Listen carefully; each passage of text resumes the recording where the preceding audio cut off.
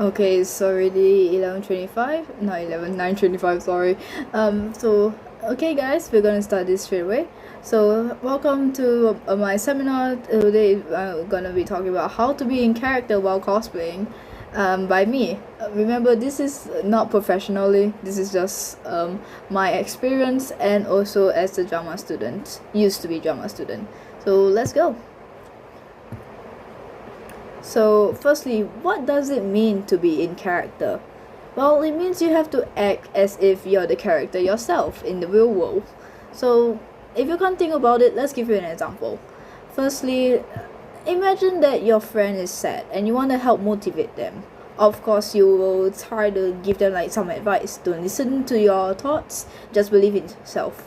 But in the dramatic world, in the drama world, sorry, you have to be more dramatic. You have to be like, oh, you have to be good, you have to be amazing, like that.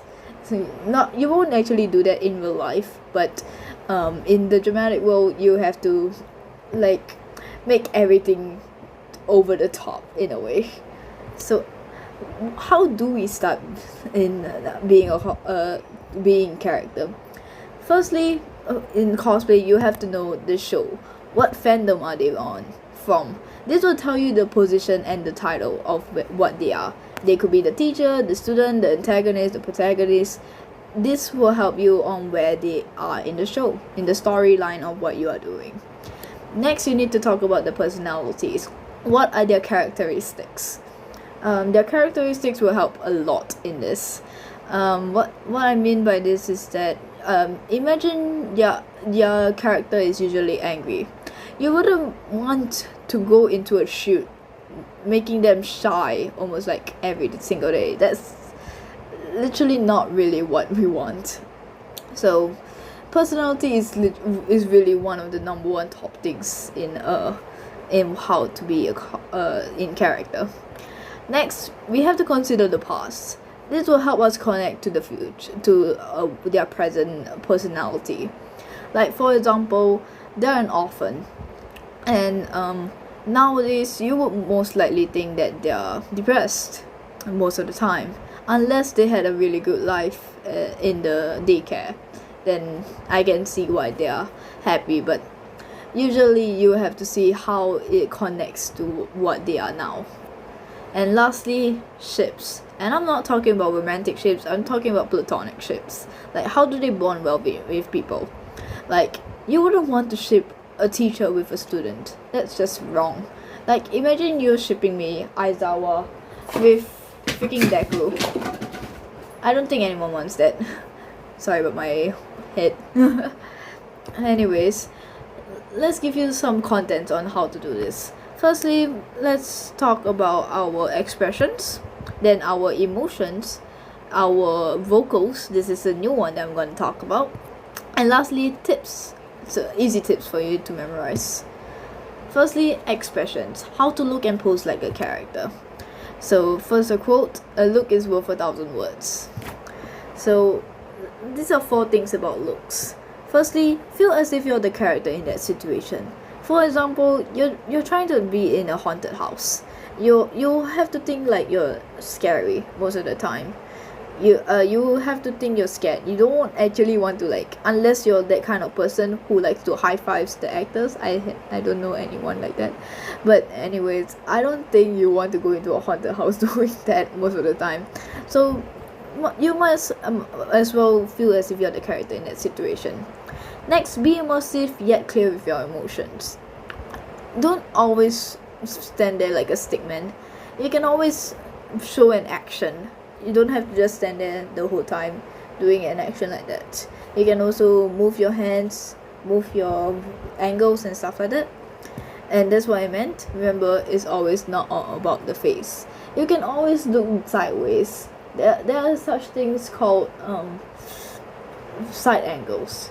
There's also body angles. You don't have to always focus on the face. You can always, there are even characters that does this most of the time, if you know this thing.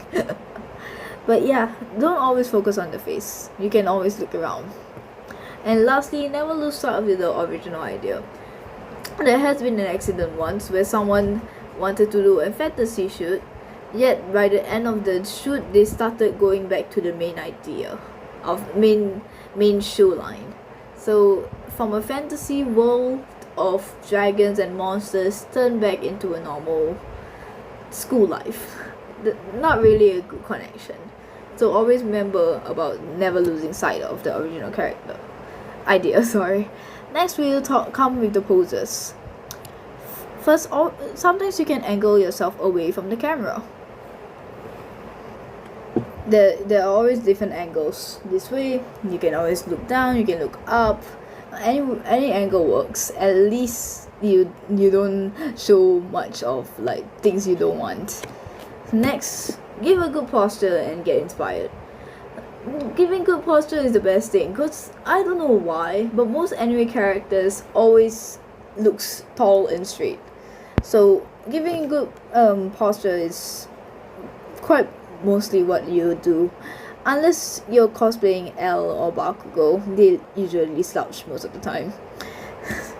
Get inspired, well, I mean, you can just look at the internet. Don't be afraid to break your bones. Pun intended, honestly, because this character breaks their bones a lot.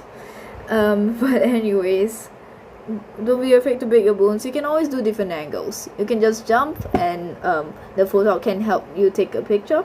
And you can always go like in different positions where your legs wouldn't usually do in a real world context, but if it works for the character, might as well.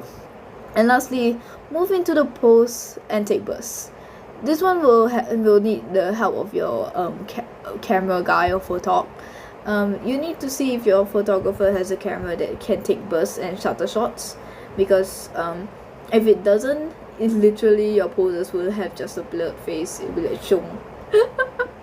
But yeah, make sure they have that yet.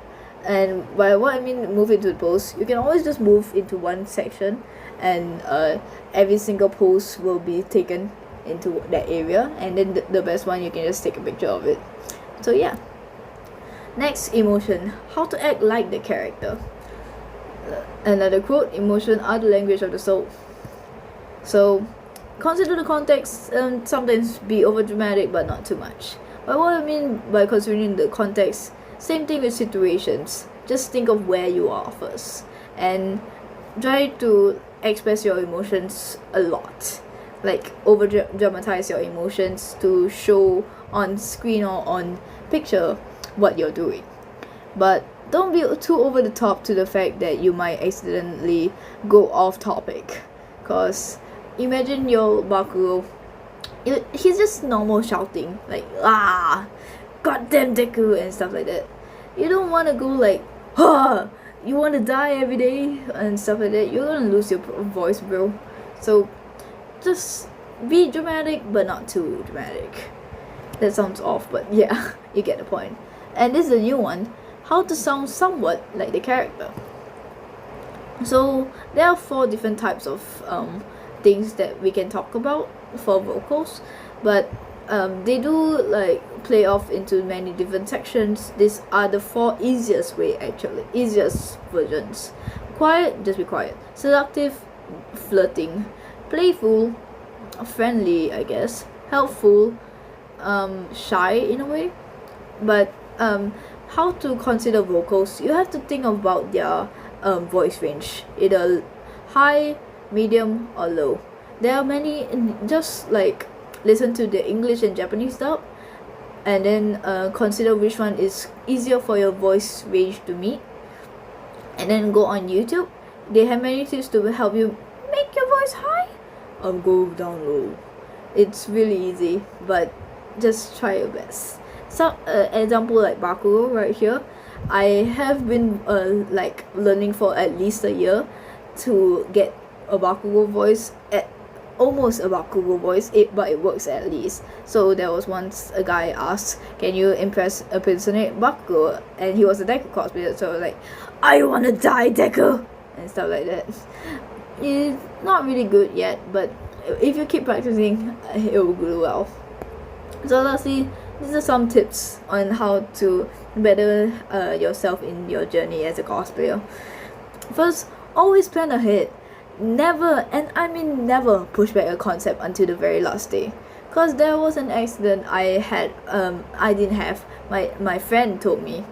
So apparently one of the person told them that they didn't have a concept until the very day they started the shoot, which really pisses me off sometimes. Cause like, you wouldn't know what to do, you wouldn't be ready until that very moment, and if you need props, you won't really have that until you plan it. So planning ahead is always the best thing. Talking about planning ahead, know your script. So always, if you're doing those concept shoots where you want to, like, those 3 bars, like one is the starting, middle, and the end, you always have to have the script in the prologue, the rising, the climax, falling action, and the denouement. This will help you in a lot of things, I promise you. Next, know your photogs. Photos have has a big range. They can do filters, editing, high shots, low shots, depends. You also have to know what photog you want for what shoot you're doing. Because imagine you want to do a fantasy. What you usually want to get editing or filter photog. You don't want a photog that doesn't know how to do that kind of stuff.